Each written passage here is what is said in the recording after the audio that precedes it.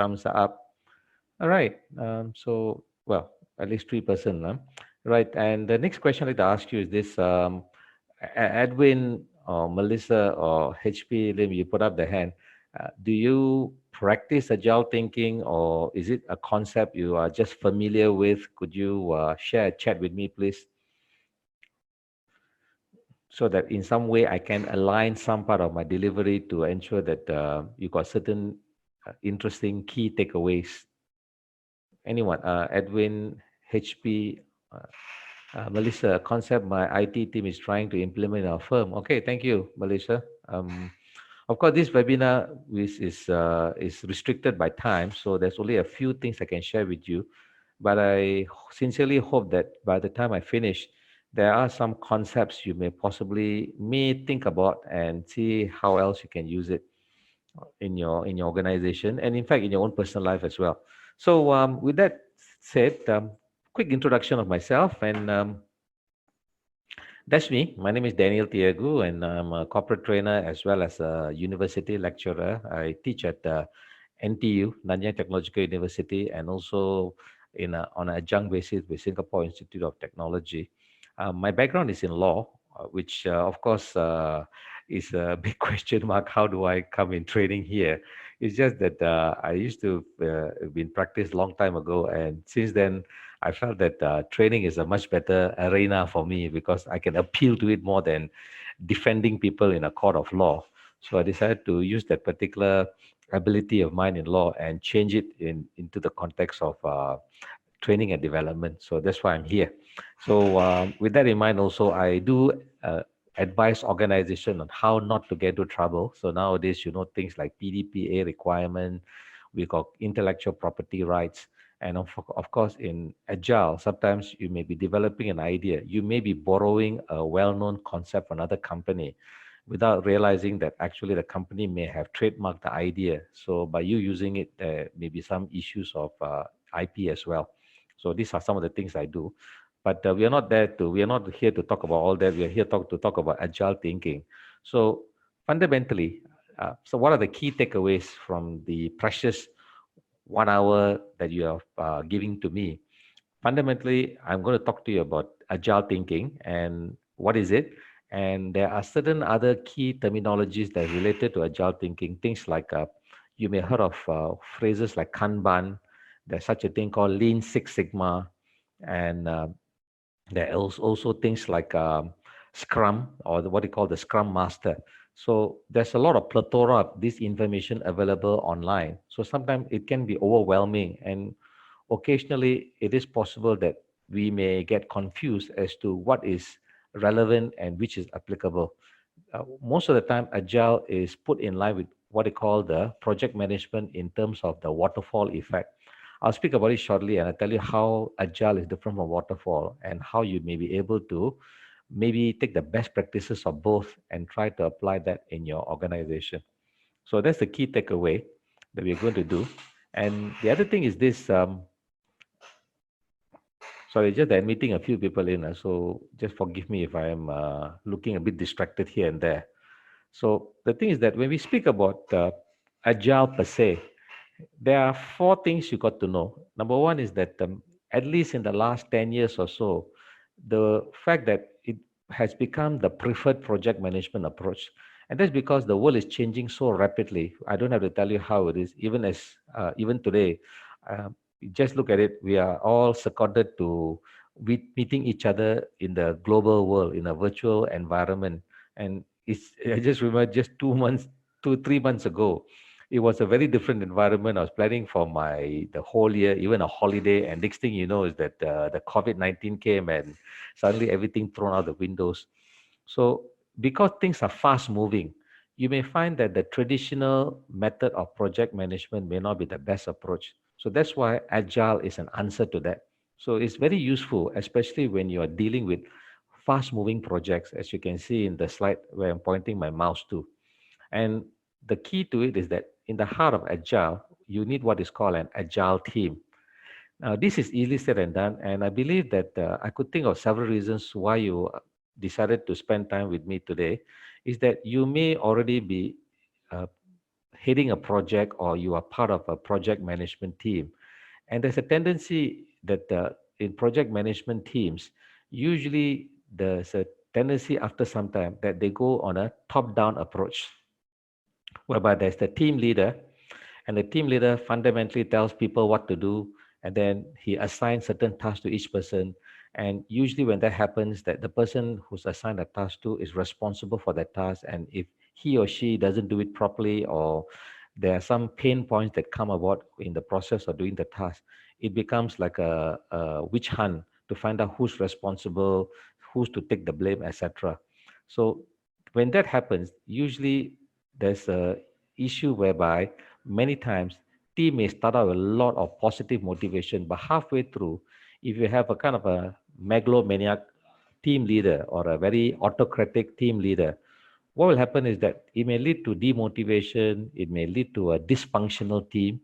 In fact, there is a book I will recommend later on. It's called The Five Dysfunctions of a Team, which is a classic for those of you in team management to read, where it addresses some of the issues that team faces, especially when they are dealing with projects. So that's why in Agile, in creating a team with an Agile mindset, the last point which I mentioned there is that there is a team leader, but the team leader is, the best way to describe it is someone who's called the first among equals, in the sense that he or she is not necessarily the most expert in the room or the most knowledgeable in the room, but someone who's sort of like able to pull the participants, pull the team members to try to achieve the project objective. And sometimes when necessary, it's also to push the participants, the team members, to ensure that they are going the right direction. So you find that the Agile team leader is someone you look up to as a kind of a mentor, sometimes as a coach, sometimes as a guide, and even at occasion as a friend.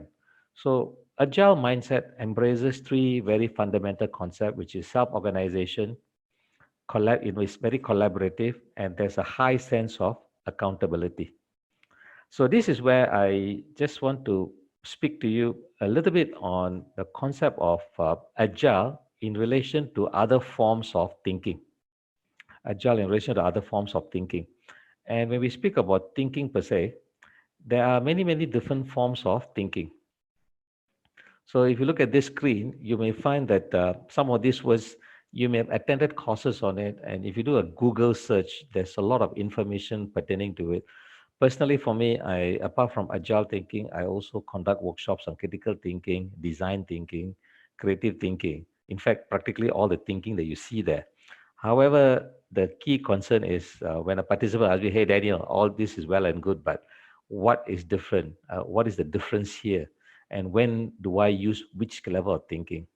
So in a way, I would say that this is two things you need to keep in mind. One is the element of convergence, and the other one is the divergence. So fundamentally, if let's say you're using a certain level of thinking in a project, the first question you need to ask yourself, is it a project whereby you know what is the outcome? That means you are very, very clear that by the end of this project, this is what I want. And this is what the management want, or your project manager or the project champion wants, or perhaps your boss wants. So in that case, you are converging towards a certain specific goal. Usually those of you who are in the engineering perspective or you are in the technical line, this is something you may be able to affiliate with, because that's what a project perhaps entail. This is what our client wants, so we'll see what we can do to make sure that we address our client's needs. However, there may be occasions whereby you may find that you are more or less clear as to what your objective is, but in the process of you trying to achieve that particular objective, a lot of things may come along. They may disrupt the flow of things, or you may have new information that may come in that you never anticipate, and then you need to change it. I am just using the context of the COVID-19 as an example, since all of us, we can relate to it. You probably remember initially when it first came out, we had information from the government to say that if you're healthy, you don't have to wear a mask. But right now, you know, you're going to get a fine if you're caught in a public without a mask. So on the one hand, if you look at this, it may look as if that the government is unclear as to what is the roles and responsibility they're supposed to take in a situation like this. But that's not a very fair statement, because this is a arena where people do not know exactly how the virus works. So therefore, initially they thought perhaps if you're healthy, there's no need for you to wear a mask. But now there's evidence to suggest that maybe that's not the best thing. It's better everyone wear a mask when they're open to minimize the possibility of contracting this illness. So if you can understand that, that's where Agile comes in, whereby you know what your ultimate objective is. But in the process of you trying to achieve that objective, you need to see whether you need to make certain changes along the way. And this would basically mean that you may have to change your problem statement, you may have to reframe the problem, or possibly you may end up having to resolve an entirely new problem in order to achieve the key factor. So, in a way, there's expression we I like to share, which you're familiar with, which is sometimes is what we call back to square one or back to the drawing board. That means you are doing certain thing, and then you realize it doesn't achieve your intended objective. It's a failure. So you go back to the drawing board and see what else you got to do. But in the context of Agile, we don't use the word failure. We don't use the word things like it's a failed project. What we do is that we see whether there are impediments that we are facing in trying to achieve our objective.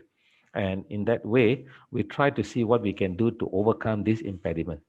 So the key connecting factor of all these different forms of thinking, whether it's critical thinking, design thinking, creative thinking, lean thinking, Six Sigma, agile, or systems thinking, is that we fundamentally use thinking for one particular purpose, and that is to deal with what is called unintended consequences.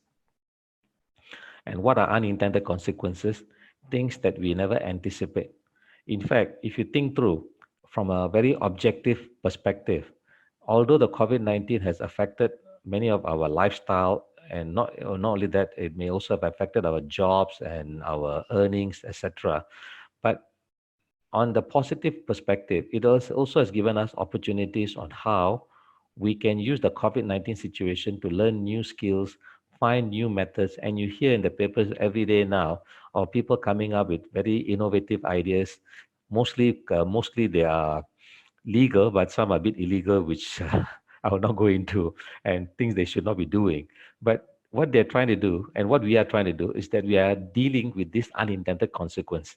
So take note, unintended consequence, although it has got a negative connotation to it, in the words of a Chinese philosopher, I'm not too sure who it is, I think it was perhaps Lao Tzu, who says the Chinese phrase, what is called Wei Qi, which basically means when there's a threat, it may also provide an opportunity, and an opportunity can also be a threat. So, of course, the positive is how you can see a threatening situation as an opportunity to learn new things, and maybe opportunities never possibly would have seen if it was not for this unintended consequence that is coming into our life. So that is fundamentally what agile thinking is. And whenever you speak about agile, it is important too that sorry, there's one more person coming in. Whenever you talk about agile, it's important to also realize the thing called the waterfall effect. Just a quick question. Sorry, I do see a lot of blank screens, so sometimes in the virtual platform, it become a bit lonely. When it's face to face, I can look at body expressions and everything, right? I just perhaps can somebody chat with me here? How many of you are familiar with the waterfall project management methodology? Can I have a yes, no answer, please, or a thumbs up sign with the reaction button?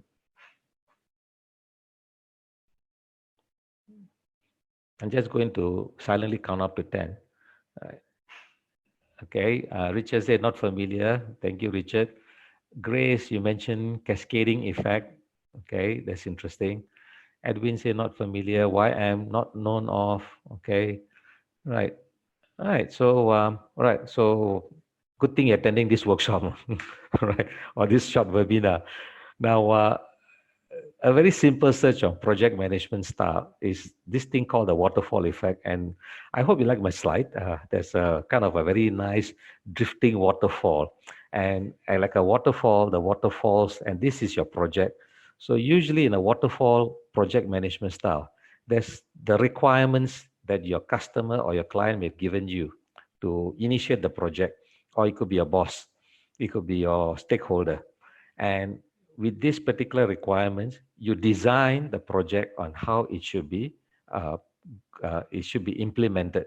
So, what are the things you got to keep in mind? What are the things? What are the resources you require? Who are the people you need to engage in? And you also, in the process of designing, you see how the project can be implemented. And at the implementation stage, you try to identify is there any ways in which you can make any form of verification as to whether it's working, not working.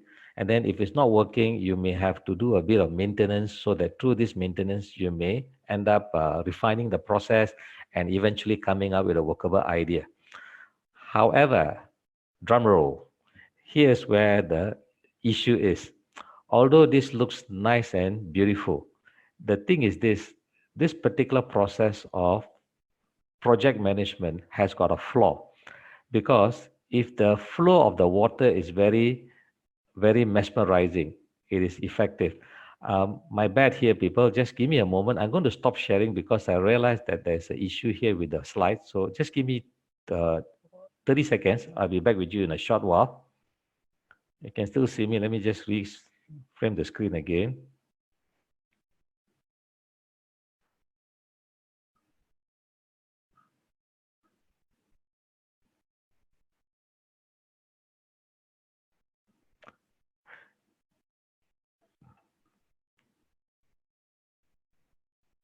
These are some of the pain points we have to live with in the virtual world.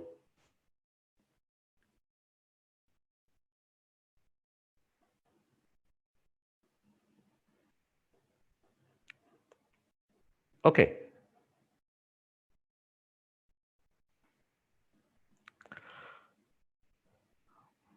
Oops, sorry.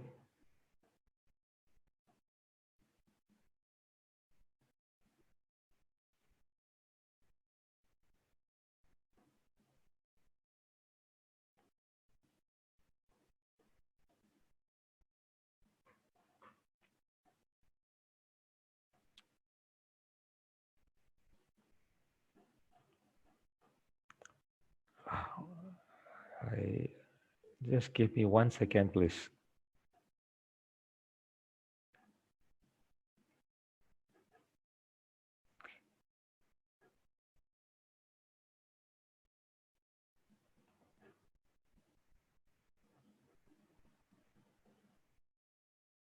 Hello. Okay, right. I'm back online.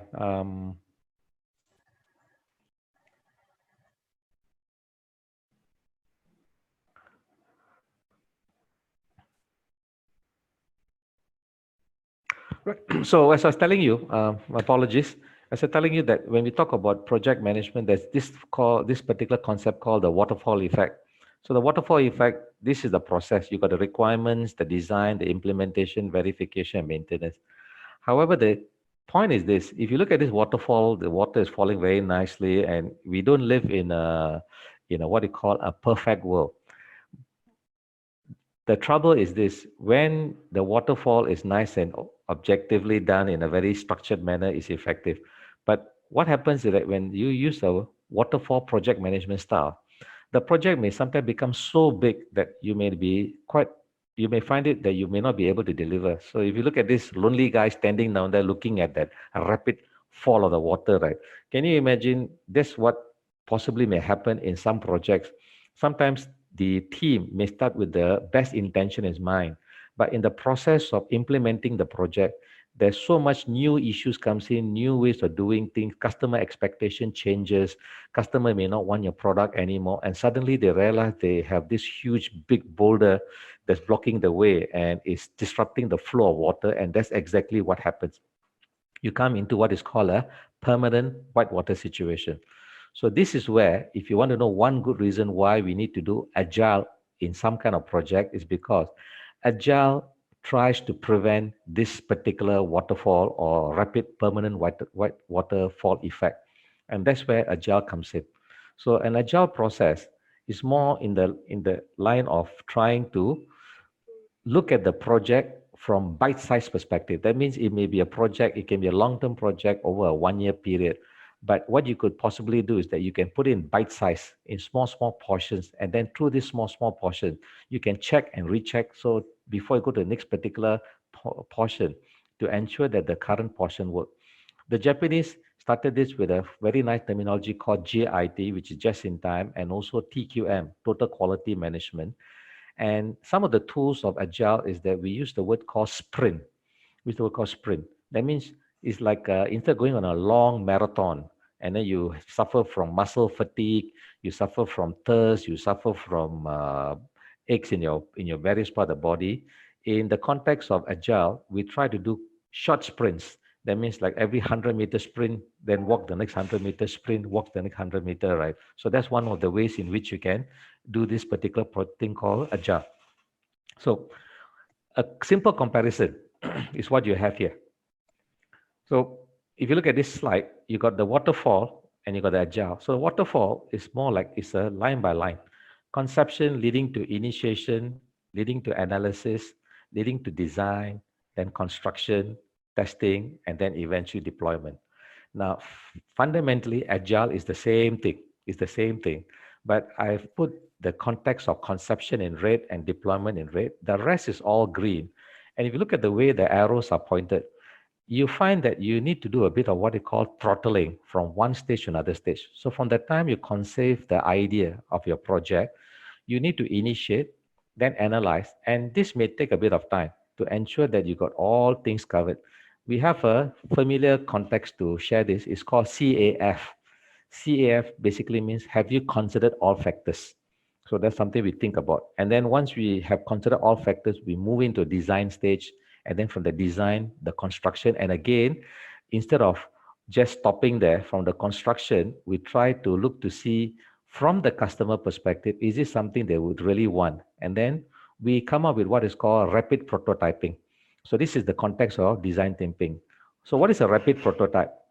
A rapid prototype is something whereby you take one particular element project, make it in the cheapest possible manner, put it to the into the market or to the people concerned, and then try to find out the means, the feedback from the early adopters, those people who are prepared to try. So and then get them to see, to test the product, and through the testing, you may find that you may want to come back to construction again, and then see whether you need to further refine before you decide to finally implement.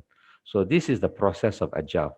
Now, it may look like this is a bit more complex than this, but if you are dealing with a project that has got a big dollar sign to it, you don't really want to go through a step-by-step process and push it through, push it through, push it through until you come to deployment, and then voila, you realize that it is not something your customer wants, and that this is not something that is intention of your clients, and next thing you know, the whole idea get rejected. So at least in Agile, we learn through the mistakes. We change the threat into opportunities every stage of the way. So that's why we do Agile. So here's a study that was conducted by a school in Chicago, and there's a source I put there as well, right over here, as you can see, the Chicago school. And what they were trying to say is that if you look at the methods of those company or those projects was implemented using the Agile framework as compared to waterfall framework, they tested it over a three-pronged perspective: the successfulness of the project, the challenges the project team face, and the failure that came out from the project. And you could see for Agile, the success rate was 42% as compared to the waterfall 26%. And for the challenges that the Agile team faced, they were able to overcome 50% of the challenges as compared to the waterfall. This was slightly higher, 53. But in context of the failure rate, you find that Agile, there's only about 8% failure rate as compared to 21% of failure in the waterfall. So that's the reason why sometimes Agile is a more useful project management style. So here, ladies and gentlemen, we have the $1 million question. And what's the $1 million question, right? Here's a quote from a very famous person, Henry Ford, and I don't have to tell you who Henry Ford was, what Henry Ford was famous for. And when he invented the car, especially his Ford Model T, he came up with this very offhand quoted quote where he says, "If I had asked people what they wanted, they would have said faster horses." Now we can laugh about this, faster horses, because if you recall the story of Henry Ford, if you're familiar with the story, it was just at the beginning of the 20th century. And the fact that when the automobile came in, just like any new product or management, any new product or service, there's a tendency that we go through frightening stage where people find it, they are not too familiar with the product, or they are feeling a bit scared to use it. So that's why he said, right, sometimes asking customers may not be the best thing. Because if you're talking for somebody living at the beginning of the 20th century, what would they like? They'll say they want faster horses. And Henry Ford was trying to show them a different way of doing it. Now, why I'm sharing this particular slide with you is because although Henry Ford can be considered as an agile thinker, there is a challenge that all of you need to be very wary with. And the challenge is not more from the product or the service innovation basis, but more from a psychological basis. And the thing which I'm telling you, speaking to right now, is that the, the key impediment to be an agile thinker is that there's a possibility that sometimes we are affected by our ego and our biases. And we all have it. We are all biases, have a certain level of biases.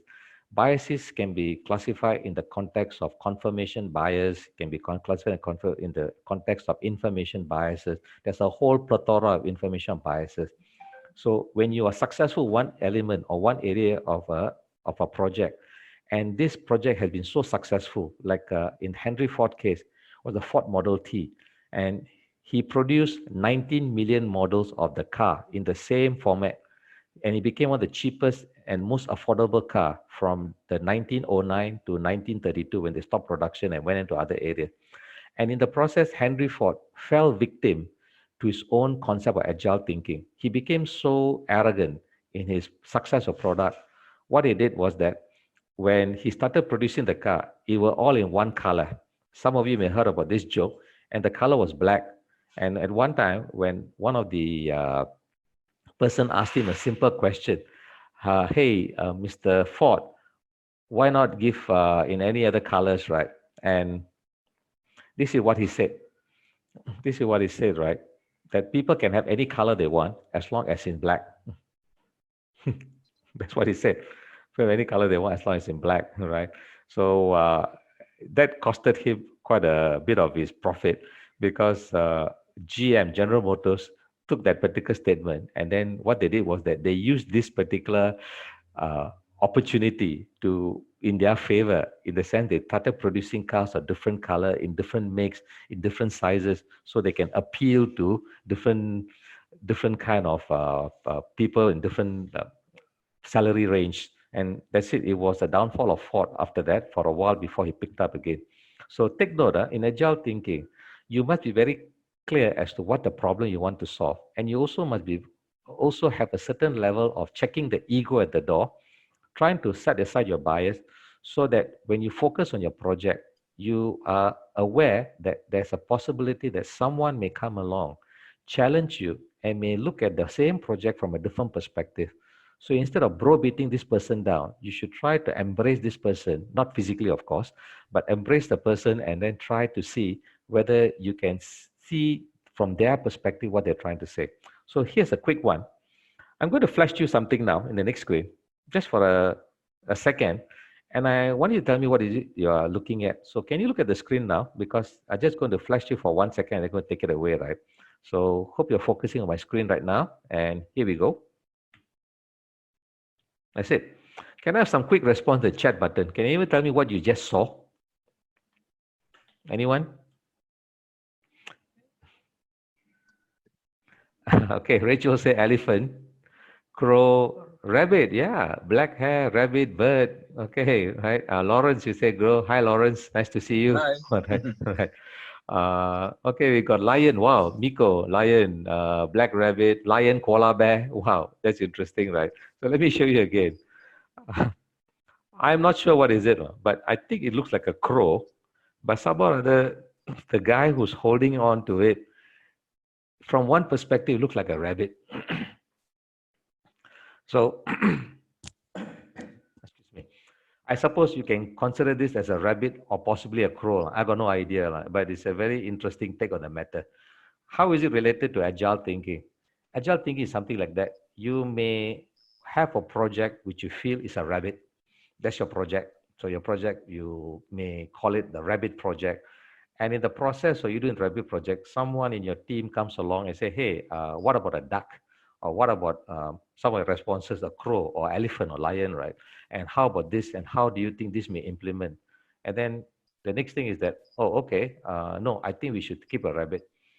So it's like what Henry Ford did in the first aspect, right? We should ensure that all customers use the car instead of faster horses. Fine, he achieved the objective. Now what? In the process, he achieved the objective of getting people to use cars. He forgot that people will also prefer to have different colors in the car. So he became so convergent in his thinking to a level that he only started producing cars in one color.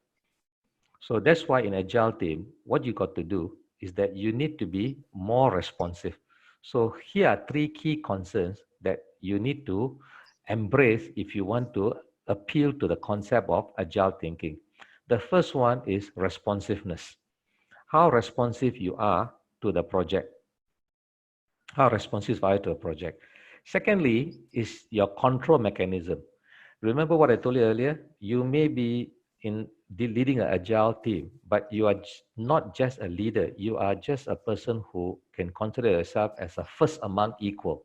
That means you may be leading the team, but you are no better than any other person in the team. You find that occasionally you may have to give the control to another person if you feel that they have a better perspective of how they can handle it. That will allow you to become more adaptable, which is the third thing. And adaptability can only come about if you understand your people, you understand the culture of how your people operate, and you are able to embrace the relevant technology. So the key to the success of an agile team is that agile team is not about having superheroes in the team. Forget about it. You don't want a Superman, you don't want a Batman, or you don't want Captain America or Avenger, right? Because these are surefire ways of killing the team. What you require is that you need to have what is called a cross-functional team. A cross-functional team. That means we are not speaking about specific, uh, what you call one person having a ability to a specific thing, but how I can tap into a person's ability. So let's say that I have a team where, let's say one of my team member is good in accounting, and I got another team member who's the technical person, another person, team member who's good in software, another person who's good in customer PR, public relations. So I may use all their strength and then try to see how we can create a cross-functional team where we can work with each other. So a person in accounting, I may team him up with a person PR and learn and get them to cross-learn so that they can take over some of the functions as well as it. So to demonstrate this so that you have a better visual perspective of what I'm trying to share with you, can you just look at this particular picture here? And I like to have some response from you all in the chat. What does this picture demonstrate to you? If you were to equate this picture to a project, what comes to your mind? Anyone can share with me? There's no right or wrong answer. Just share with me what you feel. Okay.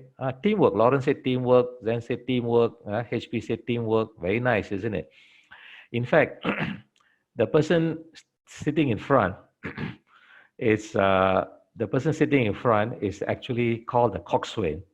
And in Singapore, you have the dragon boat, and you find the guy maybe sitting there at the drum going doom, doom, doom, doom, right? And everybody goes according to the speed. Now, I would like to use this particular picture as an analogy of how agile thinking works. The coxswain over here, you can equate him to your team member. team leader. He's your team leader. The rowers here represent all the team members, all the team members. And let's say each of them has got specific skills. So you have this guy who's maybe accounting, then the second guy is PR, the third guy is software, the fourth guy is technical, the fifth guy is the creative director, and then the sixth guy, whatever. Okay, all right. So you have all these people. So I go back again. The coxswain is the team leader. These are the team members, and the boat represents your organization, right? The product that you are bringing, and the water represents the environment. The environment. I got a response from Zen who says same direction of goal. Okay. Lawrence, yes, thank you very much. You're bringing back my past, right?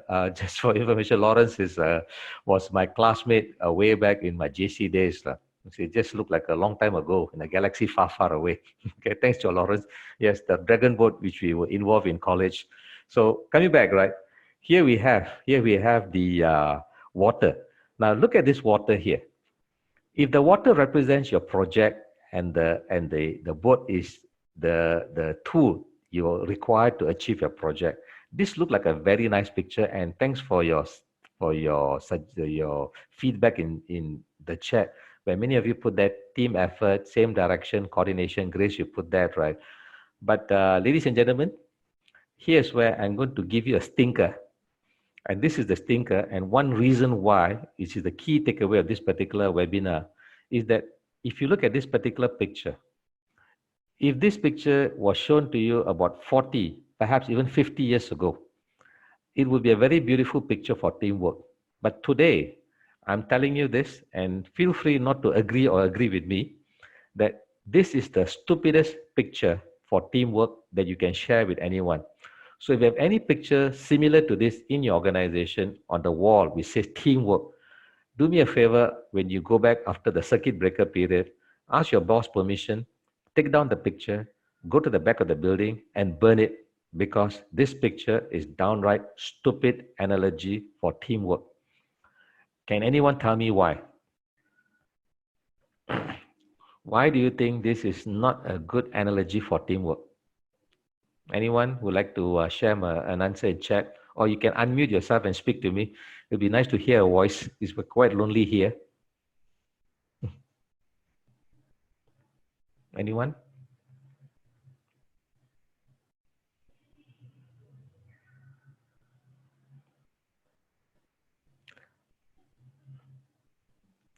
Melissa, yeah, they are all doing the same thing, all blinded and led by one leader, yeah. No communication between team members. Actually, there's communication, but it's a unidirectional communication. All blinded and led by one leader. True. Yes. In fact, Lei CC, what you said is true, quite true, right? But this is a typical example of waterfall. Lawrence, you mentioned that only one person see the objective. Yes, because you just have to rely on the coxswain and then follow his direction. So now, let me show you another picture, because if you want to know what Agile is, ladies and gentlemen, this is what Agile is all about. I'm just going to give you about a 10 seconds to digest this and see how this is relevant to Agile.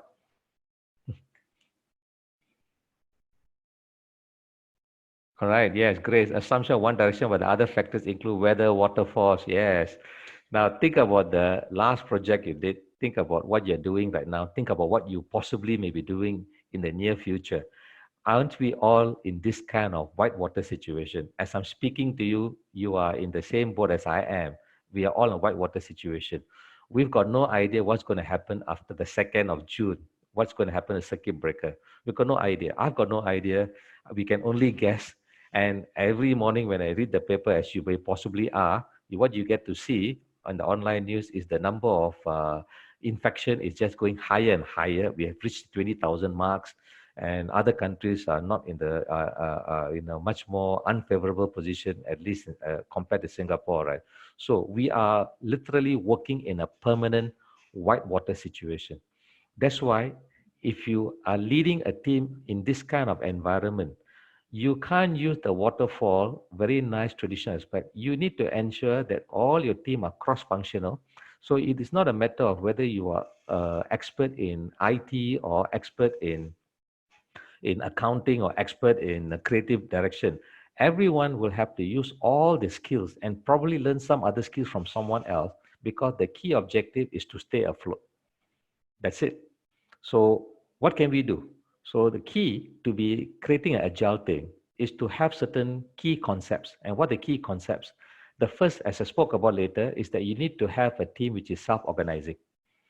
Self-organizing. That's the key of being an agile team.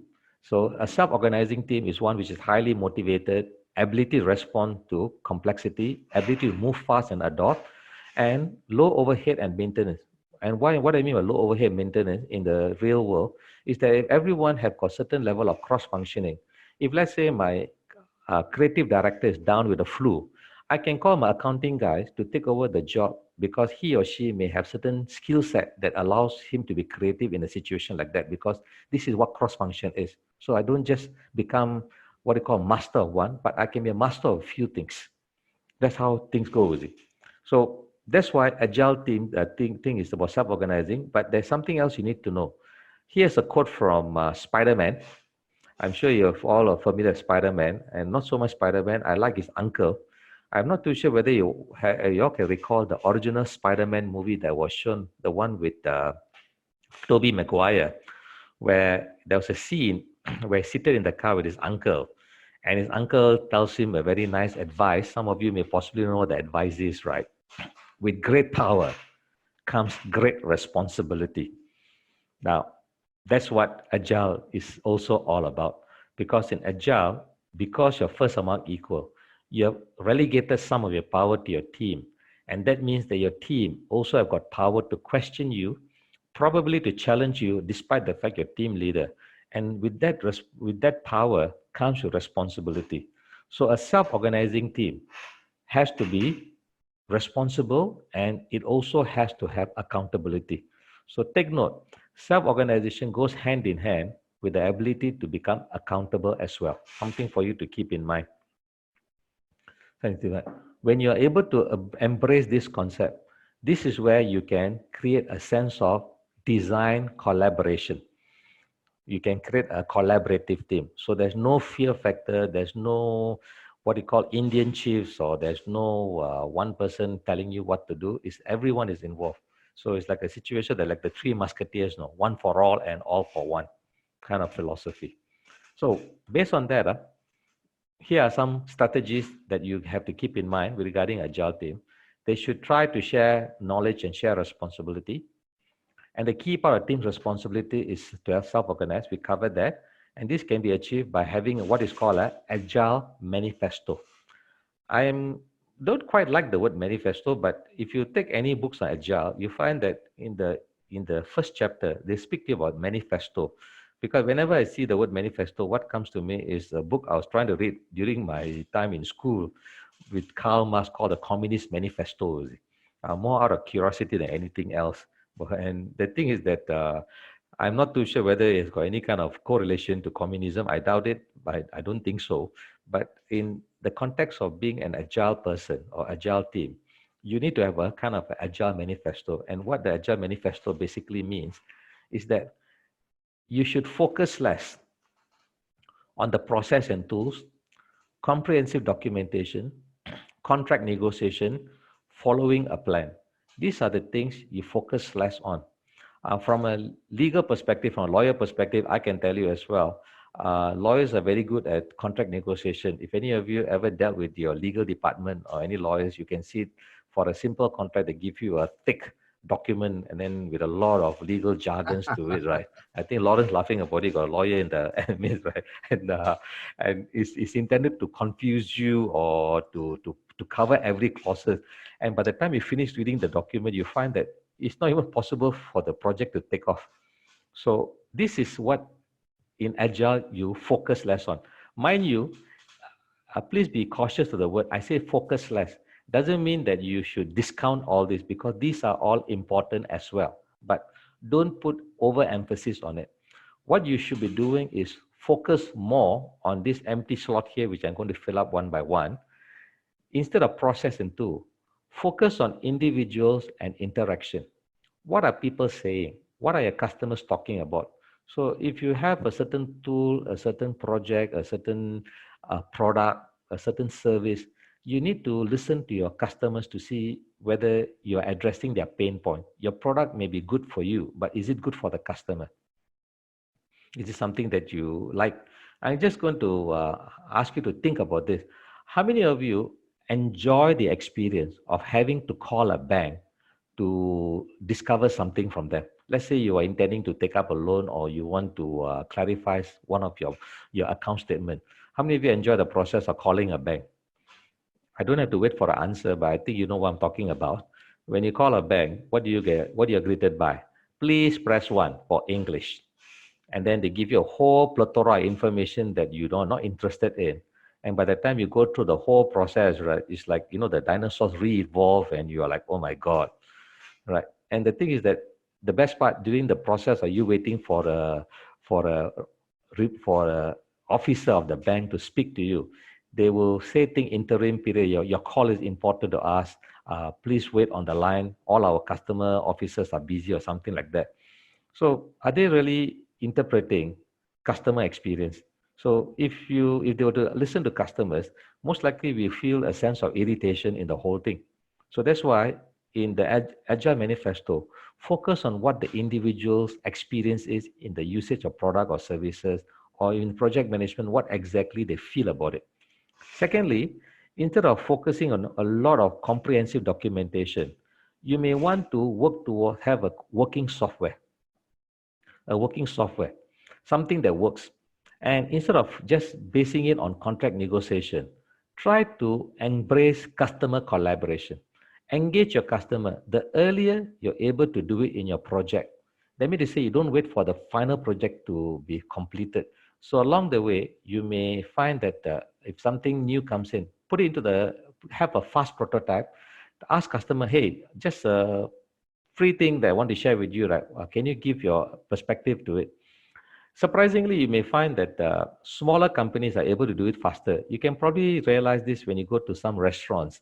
When they're trying a new dish, they may just offer this as a something add-on, as a free add-on to your main meal, just for you to test it and then give them feedback. So that's one of the ways you can do it. Now, I'm not too sure how you may be able to customize it in your own company, because I do know based on the job you do, it may be a bit more complex, but think through it to see whether it is applicable in some aspect. The last one is responding to change. Responding to change. So instead of following a plan, like in the waterfall effect, you may find that along the way, you should have the courage. If something is not working in the direction it's supposed to work, you need to see what you can do to change the paradigm, the frame of the questioning, the problem, so that you are in the right perspective. So fundamentally, setting the right pace to become agile. What is the fundamental? Agile team it works in harmony. Here are 5 core values that you need to cultivate to create such a team. So what can you do to create this kind of an agile team, right?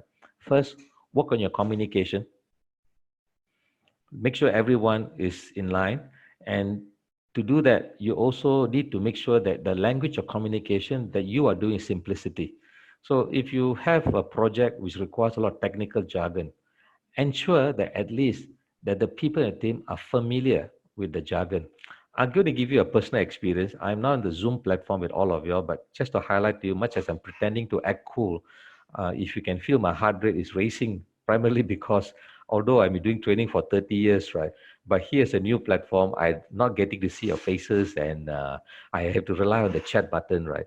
So the thing is that when I was going through a quick training with another provider who was sort of bring me up to speed on how to do Zoom platform training, he was sharing me a whole range of jargon, almost assuming that I would have some prior knowledge on how to do Zoom training, right? And halfway through, I had no idea what he's talking about. Now, you may felt the same as well, is it? So a simple thing like the chat button and then how to mute, unmute, right? Some of us are still having problems with that. So if you feel that your team may have people who may be unfamiliar, it's your job to find out through communication what they're unfamiliar with and then try to simplify as much as possible. That's one of the things you need to keep in mind. And then always ask for feedback. In the waterfall model, in the other model, what they do is that they wait until they come to the project completion, then they ask for feedback. Have you noticed that even banks do that and other organizations, where after everything finished, they say, we value your feedback. And after everything's over. But the thing is that when you have feedback along in that kind of the end of the process, you only get one part. So it may be very generic. The person may say, okay, it's fine.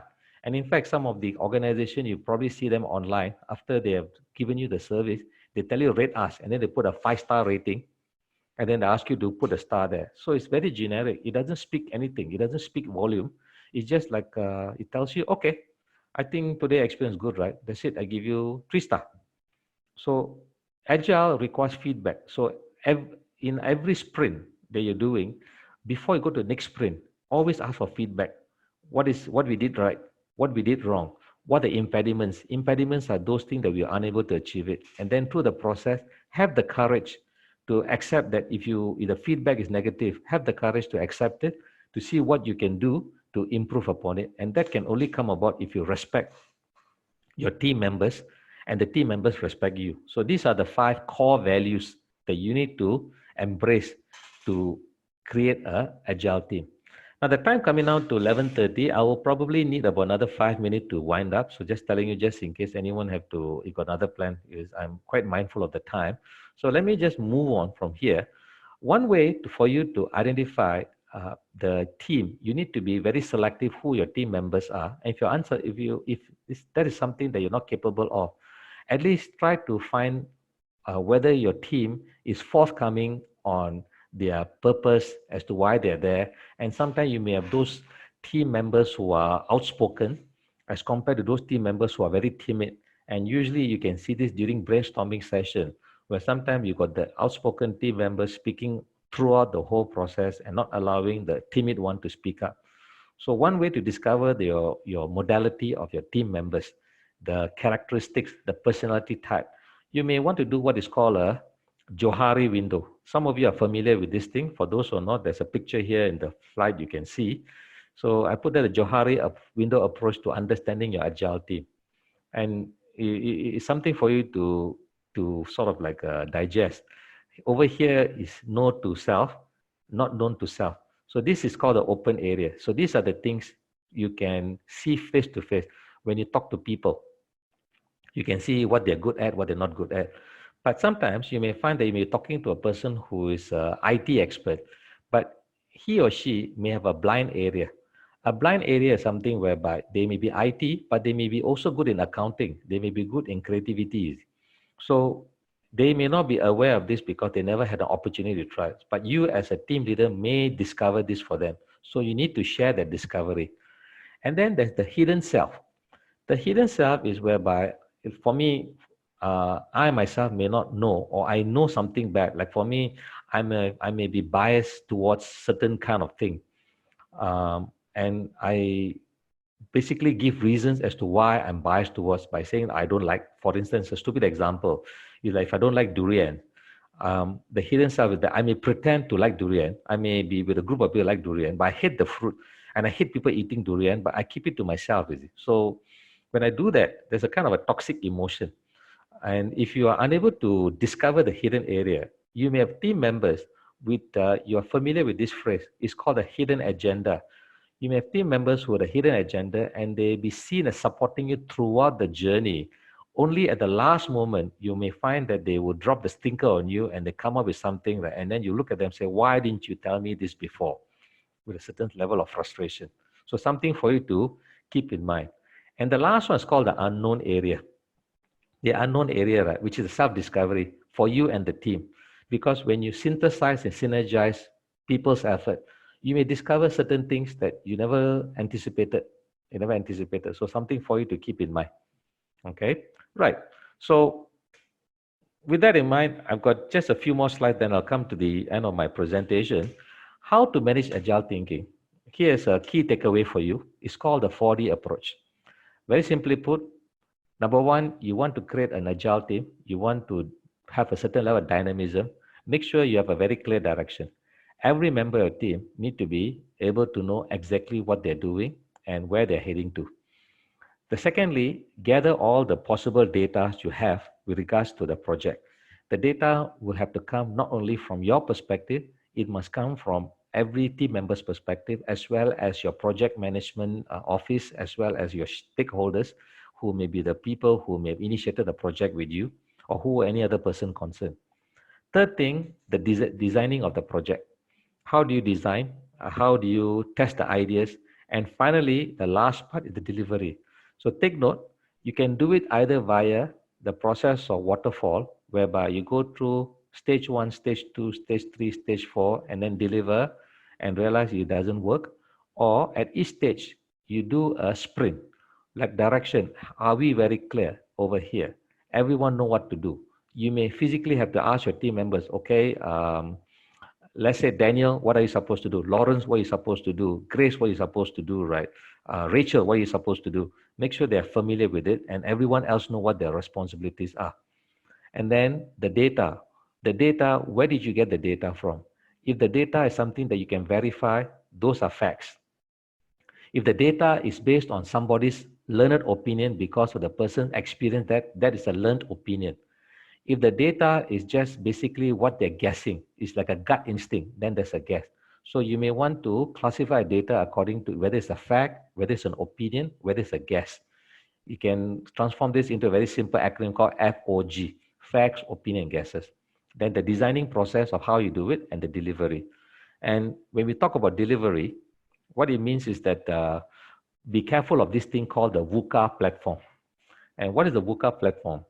When you were about to deliver, you have to understand that your project may have certain sense of volatility because it may be something you put in effort in, but because the rate of change, new information may come in, so you need to be versatile and adaptable enough to change the perspective.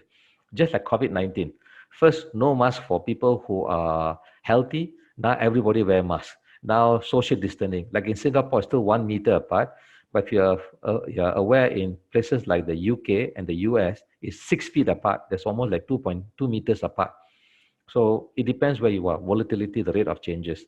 Second, be clear about uncertainty. Uncertainty. What are the uncertain areas that your project may enter into?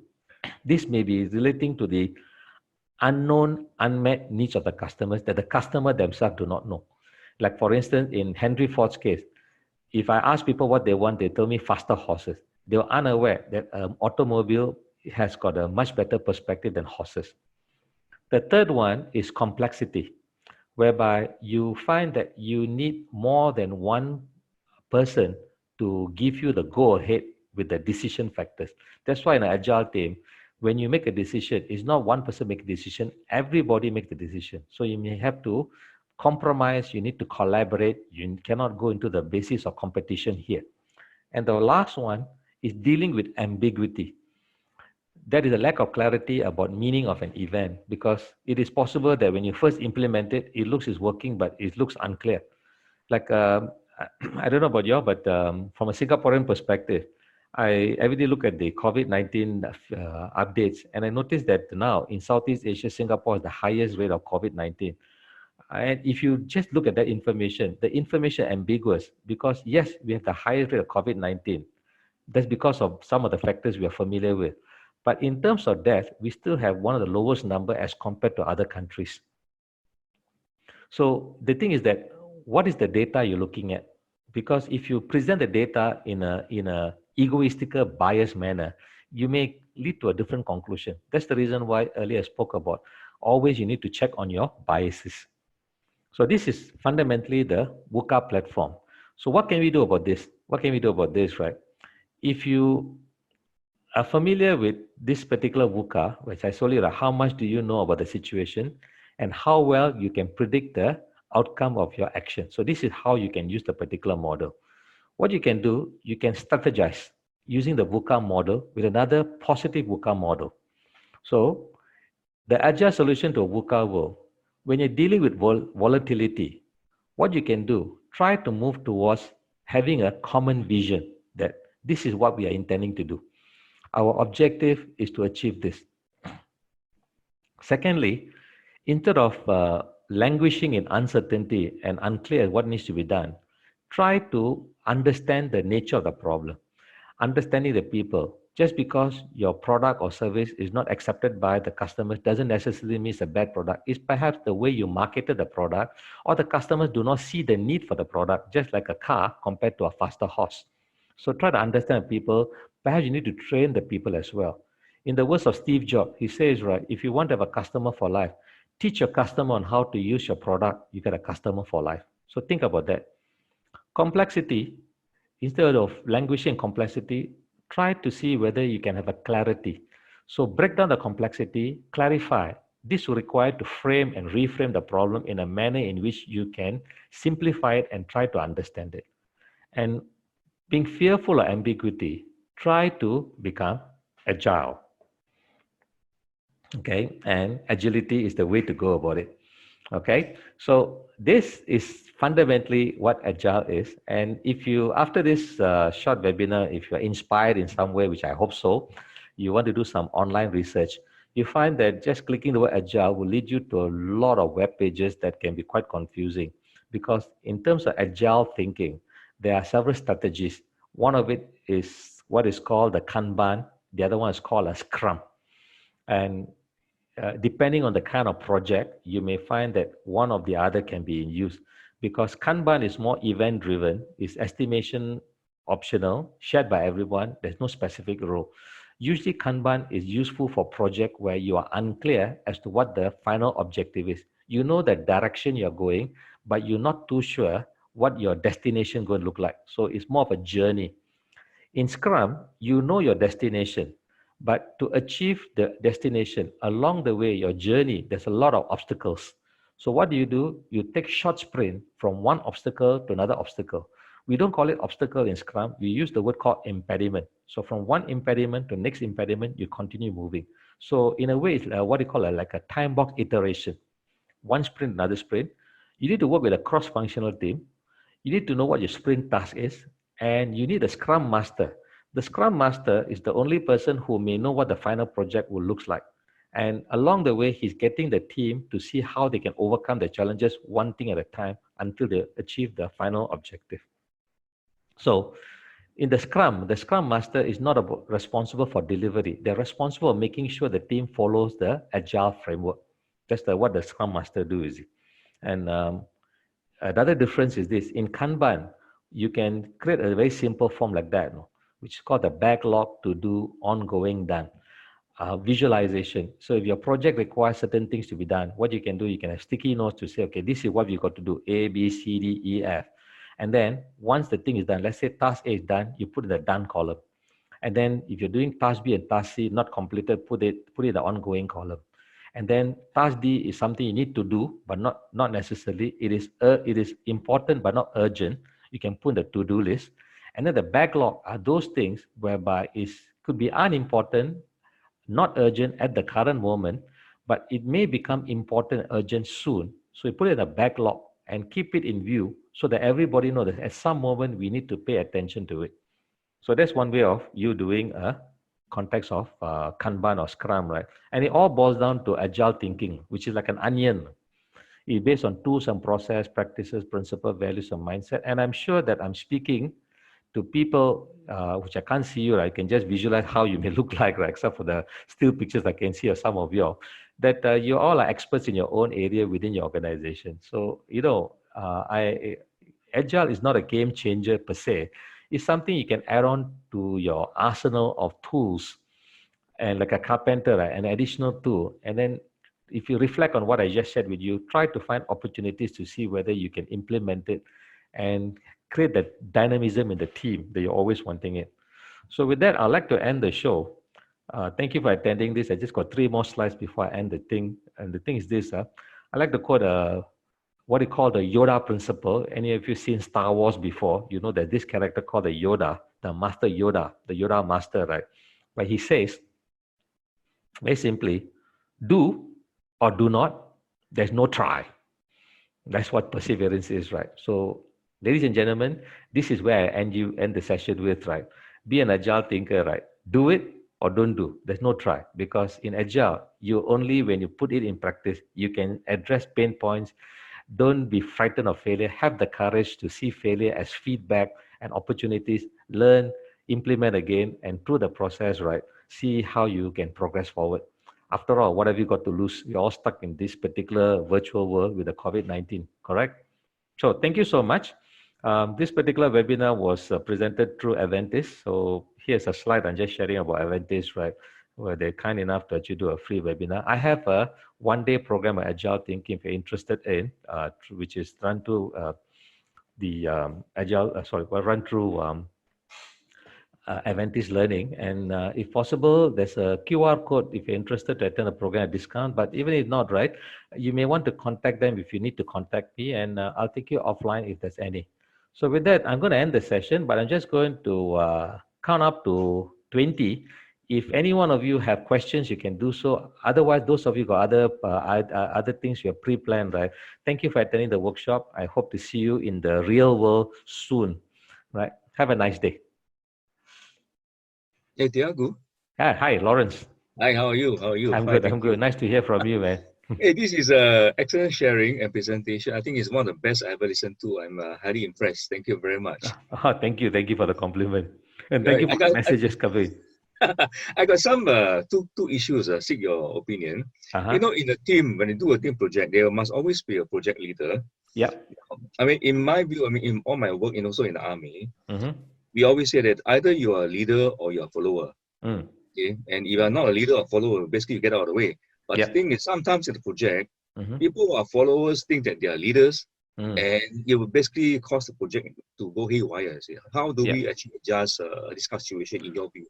Okay. As I said, Lawrence, I mean, if you're talking about the military, right, it's a top-down leadership style. That's for sure. But what you can do, you in any kind of team, you obviously need a leader.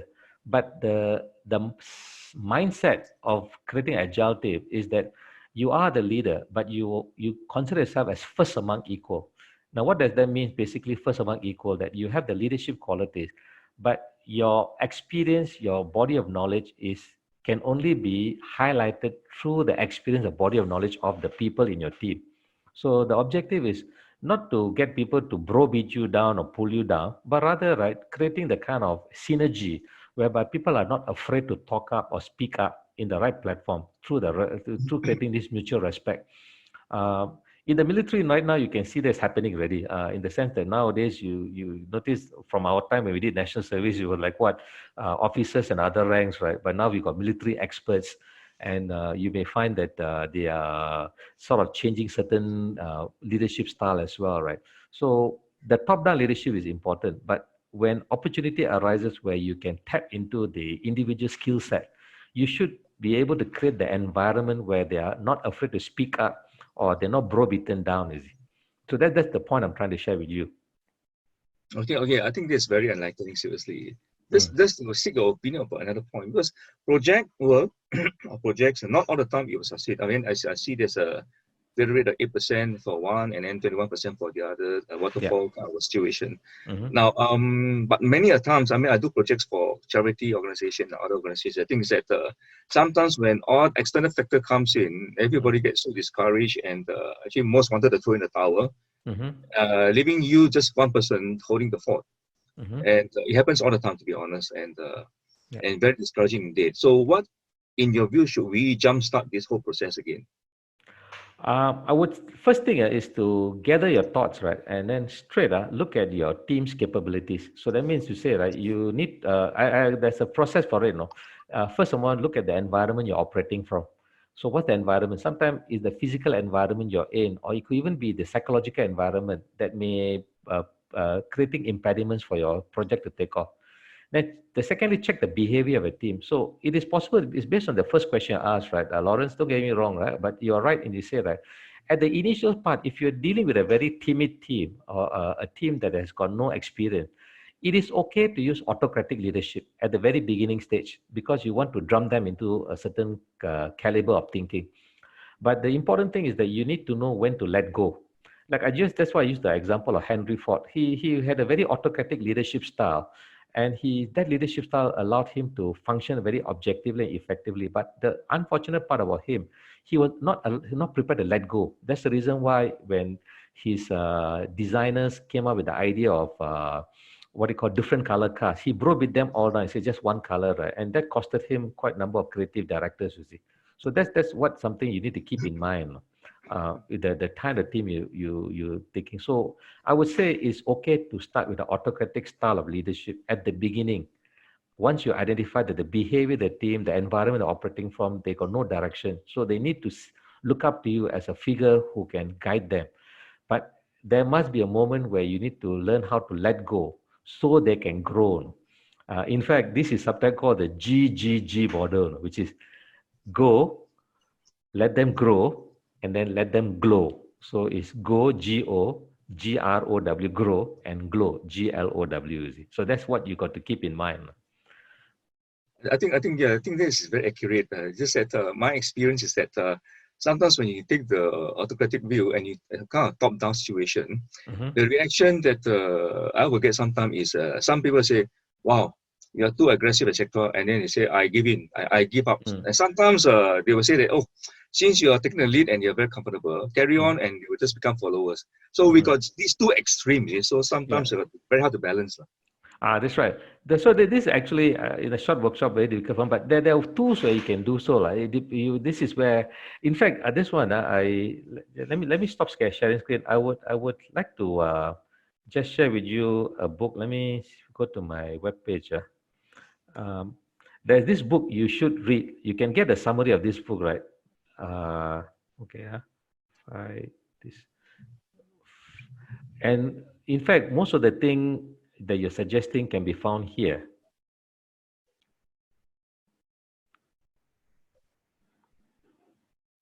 Hold on, I'm just getting this particular image to my computer.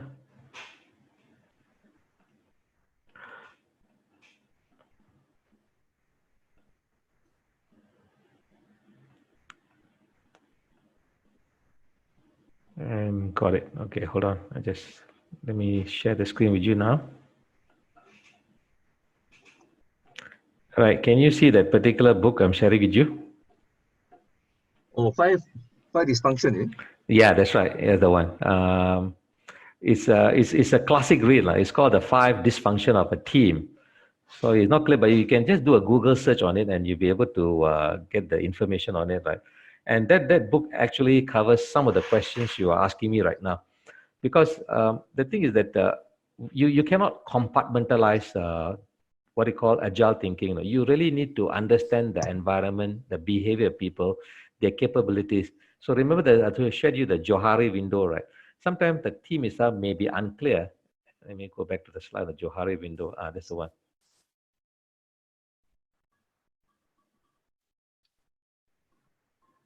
Okay, they may be unclear. They may be working from a hidden area or they are blind to it, right? So that's why you need to throttle between few roles. No, you are not a master of one, but master of many. Easy.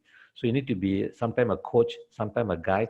But the important thing is that you have to be agile yourself, versatile yourself to be able to jump from one role to another role, just like the whitewater situation. Yeah, I think many times I found that being a leader, I found myself a leader. Then after I found that so discouraged because I found a lot of my weaknesses. But from that, I built my strength, and then I become a leader again. So it's kind of a circular, go round thing. Correct. Yeah. It's not easy because this is one of the major challenges of leadership. Because people, especially leaders, they tend to become egoistical and they succumb to what is called intellectual arrogance. Intellectual arrogance occurs primarily because of the fact that information. Sorry, they become entrapped in their own successes. You see, so that's why it takes a bit of courage to sort of like giving the what you call the baton to someone else to take over you at least temporarily, right? To see how the person function. That's why in the leadership role in the army now they say what, right? Leaders always eat last. Right? You probably heard about that statement, right? Leaders always eat last, you see. Yes.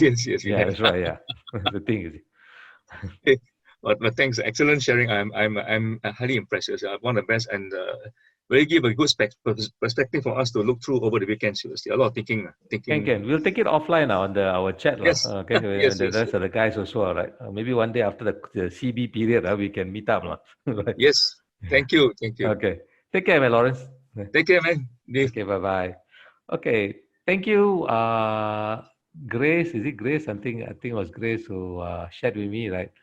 Yes, hope to see you again in the near future, right? And the rest of you, I'm going to sign off now if there's no other question. And if you need to contact me, try to go through via Aventis. They'll be able to provide you on how you can contact me, right? So thank you. Have a nice day. Have a nice day. Bye. Okay, bye-bye.